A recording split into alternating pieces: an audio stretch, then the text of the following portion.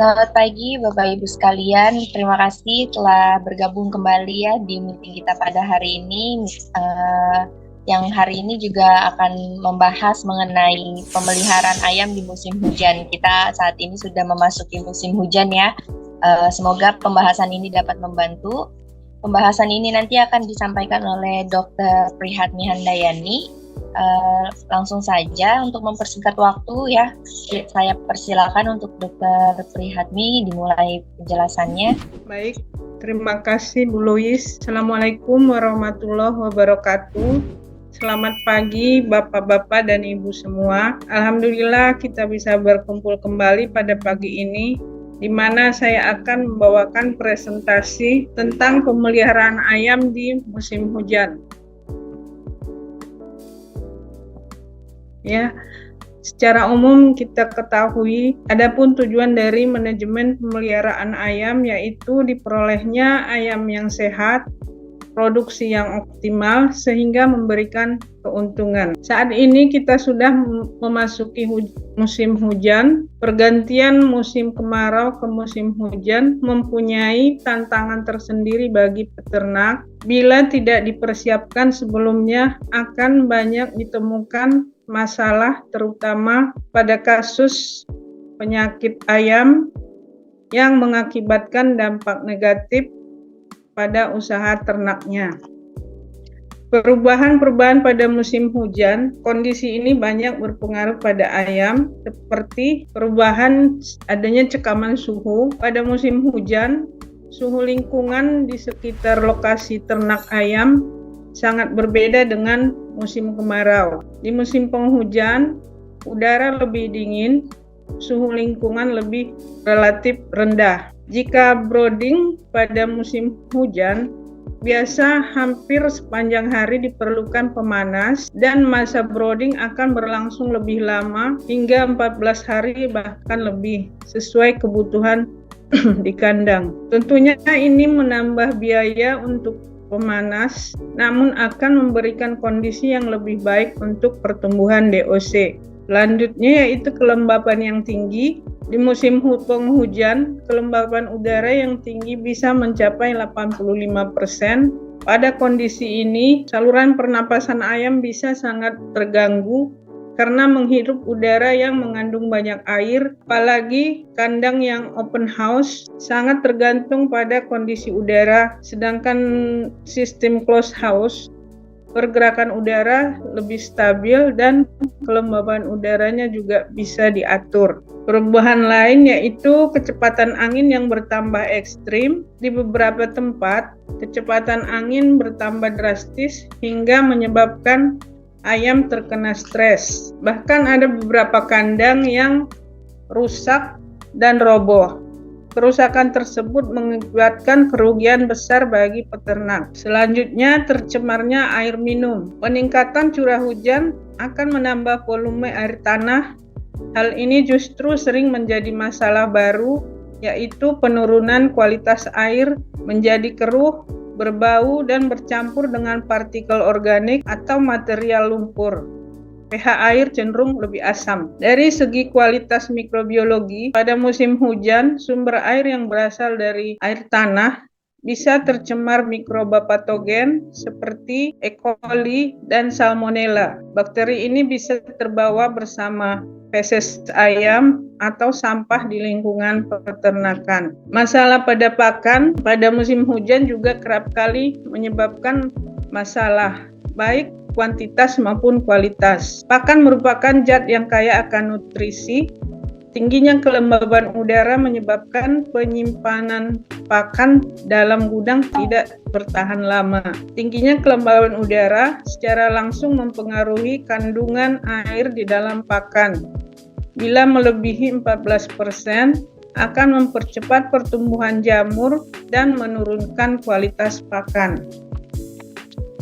Dari perubahan-perubahan yang terjadi saat musim penghujan di atas, mudah menimbulkan stres, sakit, dan bahkan kematian pada ayam. Adapun penyakit yang sering muncul seperti chronic respiratory disease, Newcastle disease, avian influenza, aspergillosis.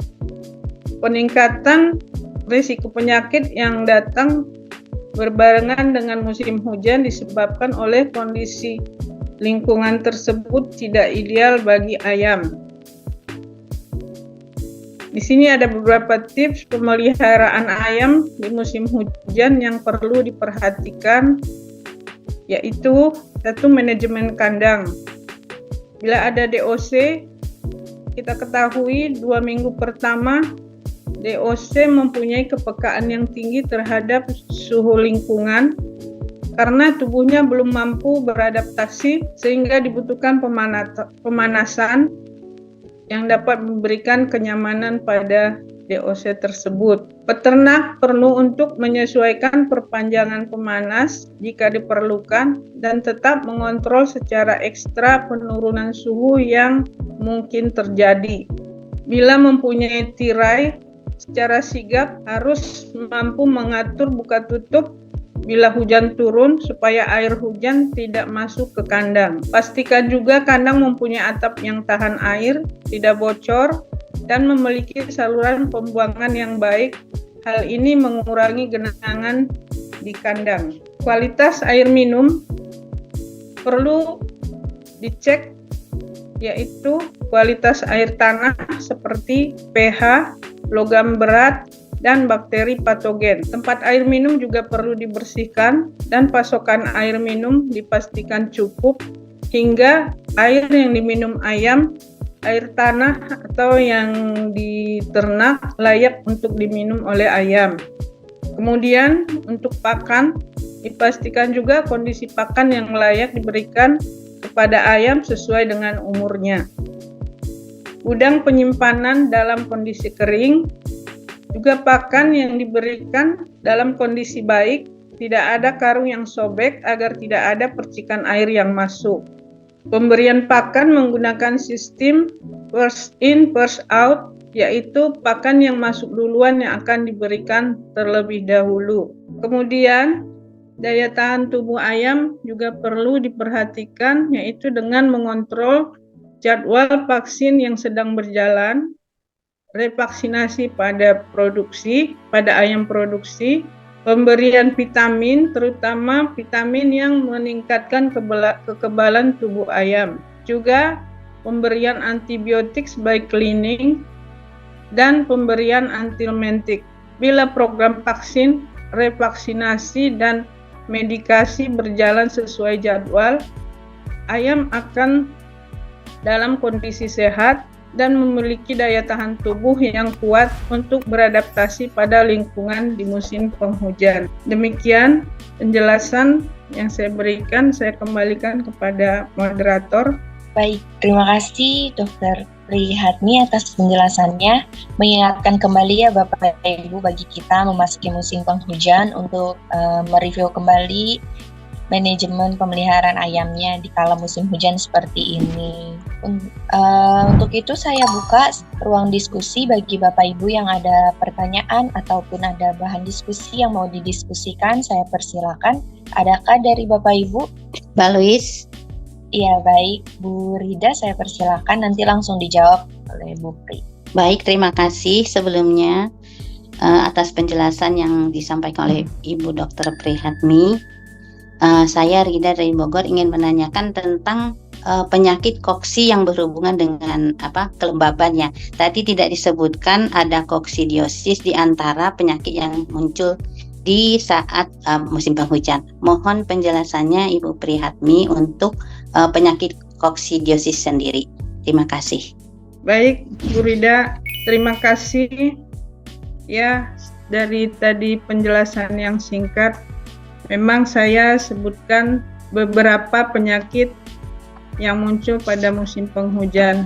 Jadi terima kasih sudah dilengkapi dengan penyakit koksidiosis.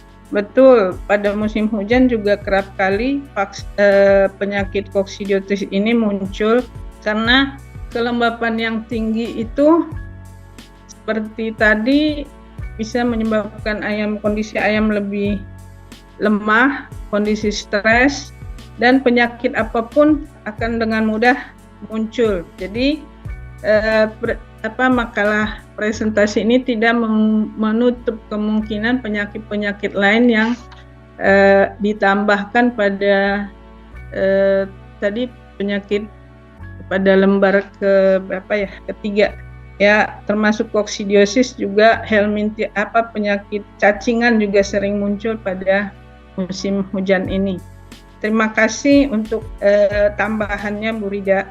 Kemungkinan untuk penjelasan tentang penyakit koksidiosis ini, beberapa rekan-rekan semua juga sudah beberapa kali mengulang atau adanya presentasi mengulas koksidiosis secara rinci, mungkin semua sudah lebih paham.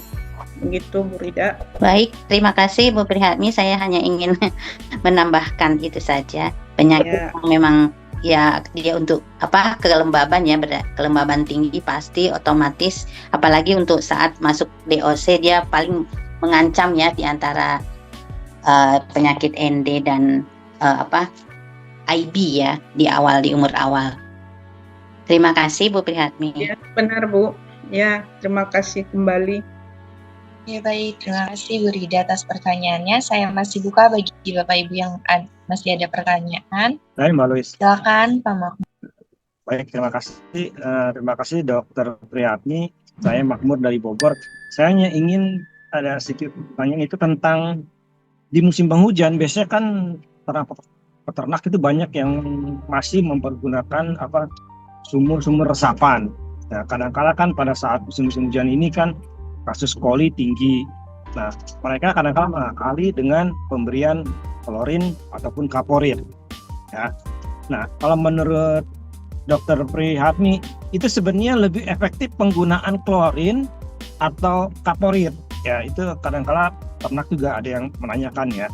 Terus yang kedua, pertanyaan itu berapa lama penghentian pemberian kaporit atau klorin itu pada saat ingin kita memberikan suatu vitamin ataupun pengobatan. Itu aja, terima kasih.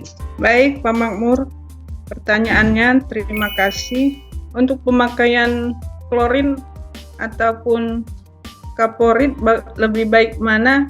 Saya tidak ada referensi karena pernah membaca adanya perbandingan lebih baik mana Pak. Jadi di beberapa langganan saya juga lebih cenderung ternak A lebih memakai klorin dan ternak lain juga memakai kaporit. Jadi kayak sepertinya kebiasaan. Jadi setelah berapa lama biasanya dia rolling gitu sistemnya Pak. Jadi tidak terus-terusan memakai klorin.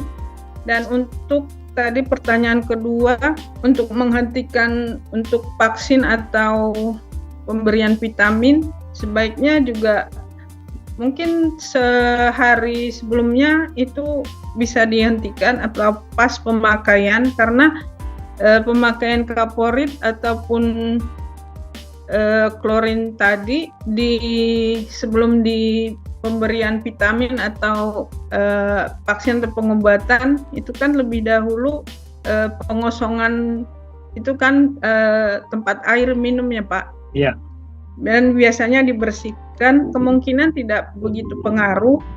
Jadi kalau sudah bersih atau ada air baru ya untuk pencampuran ke vitamin ataupun obat tidak jadi masalah lagi karena sudah tidak ada pencemaran di tempat atau wadah air yang akan digunakan. Dan juga kaporit dan klorin yang digunakan untuk sehari-harinya juga kan atas rekomendasi yang bisa digunakan untuk diminum oleh ayam Pak. Begitu Pak Makmur. Oke. Berarti prinsipnya tidak ada perlu misalnya penghentian di 2 hari sebelum pemberian obat atau vaksin ya gitu ya. Berarti prinsipnya sesuai kalau misalnya pas besok kita mau itu hari ini kita berhentikan udah gitu aja ya Bu ya. Ya, karena tidak akan mencemari ya Pak. Karena kan kita tadi balik lagi karena dibersihkan juga tempatnya dan tidak meninggalkan residu ya di situ di wadah tersebut. Oke, baik Bu, terima kasih Bu. Makasih Pak Makmur. Baik, terima kasih Pak Makmur atas pertanyaannya. Saya masih buka dari Bapak Ibu, mungkin masih ada yang ingin bertanya, ada yang ingin didiskusikan. Saya Bu. Ya silakan Pak Ridwan. Selamat pagi, nama saya Ridwan dari Blitar. Mau bertanya sedikit Dr. Prihatmi. Yang mau saya tanyakan ya, maksudnya ada sedikit pertanyaan, keluhan juga.